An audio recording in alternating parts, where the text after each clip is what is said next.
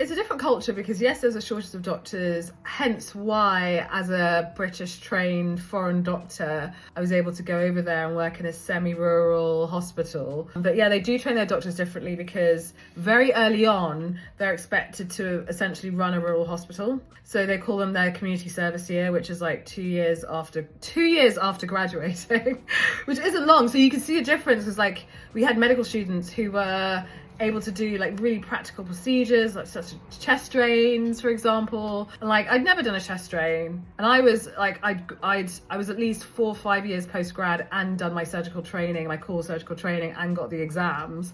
And so educationally, knowledge, theory, like up here, practical down here. And so like the experience has to be really practical. But like yeah, ComServe year, because there aren't that many doctors, especially in the rural environment, the rural hospitals, they ensure that every doctor who graduates in South Africa spends at least a year out there.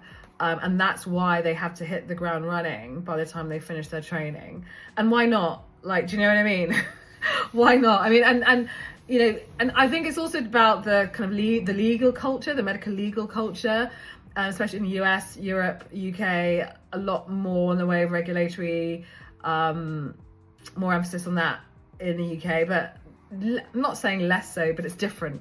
It's different in South Africa. I know, again, from the work we've done with the Medic Footprints, that there's so many doctors across the world, including in South Africa, who have the same challenge that I do, right? Or the same challenge that a lot of the doctors we work with in Western countries have.